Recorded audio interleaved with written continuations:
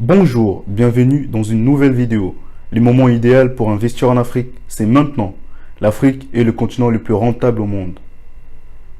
Quels sont les secteurs les plus porteurs en Afrique? Pourquoi ce secteur pourrait faire beaucoup de millionnaires, voire milliardaires au cours de la prochaine décennie? Les Africains ont une chance, c'est qu'il est encore possible en partant de rien, ou quasiment rien, de créer un empire, ainsi dégager des richesses pour le continent, créer des emplois, etc. L'agriculture et l'alimentation. L'Afrique a des terres incultivées à couper le souffle.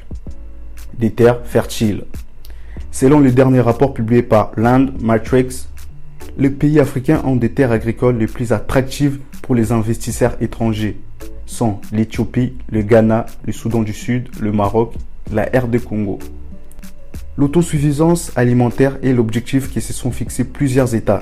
Et pour y arriver, il faut révaloriser l'agriculture, souvent délaissée aux paysans utilisant des méthodes traditionnelles pour une production minime. Produire et transformer en produits finis le maïs, le riz, les haricots, les pommes de terre, le levage de bovins et ovins, etc. demande un investissement minime car les terres ont un prix attractif en Afrique. C'est le travail et le professionnalisme feront la différence. L'immobilier. Dans beaucoup de pays africains, il y a une nécessité de construction de ponts, de routes. Beaucoup sont des jeunes qui se rendent à l'étranger pour apprendre le génie civil. Alors que l'on sait que le continent n'a plus droit à l'erreur, l'Afrique continue de faire face à un déficit d'infrastructures. Par manque de moyens pour lancer de nouvelles routes ou encore entretenir l'existant, le continent sacrifie sa croissance. Un investissement de presque 100 milliards de dollars est nécessaire pour refaire l'infrastructure africaine. L'immobilier est en pleine expansion. Partout en Afrique, à cause de l'urbanisation du peuple, la promotion de l'immobilier et les agences immobilières fleurissent partout, que ce soit immobilier de luxe ou standard. Dans de grandes villes, les prix de l'immobilier a doublé en moyenne ces 5 dernières années. Abuja, Abidjan, Accra, Addis Abeba, Dar es Salaam, Libreville, Kampala, Kigali, Nairobi, etc. L'énergie. Notre continent est de loin en matière d'environnement, le continent le plus propre au monde. L'Afrique a toujours éclairé d'autres pays, mais le peuple reste sous l'obscurité. Pourquoi ne pas innover dans l'énergie propre et renouvelable? La nature a été clémente. Elle a offert le soleil toute l'année au continent le plus vieux du monde. Pourquoi ne pas en profiter? Le transport et la logistique.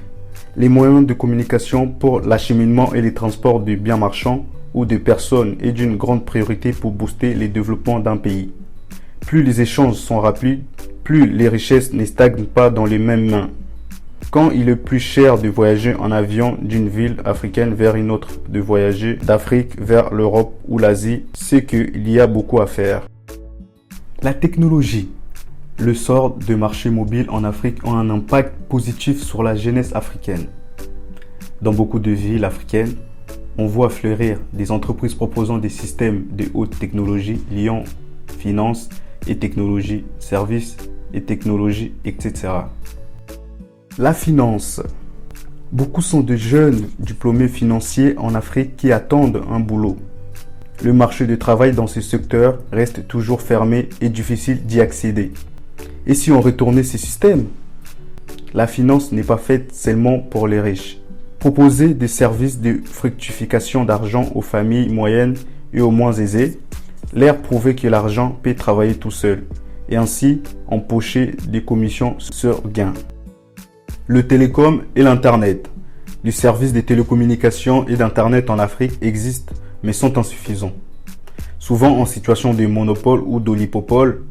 En Afrique, en effet, les tarifs pour accéder à ces services sont 10 à 20 fois plus chers qu'en France. Pour se connecter sur Internet, les mégaoctets sont vendus à des prix exorbitants. Investir dans ces secteurs, trouver des solutions pour rendre plus accessible la communication. En conclusion, il faut entreprendre et investir en Afrique.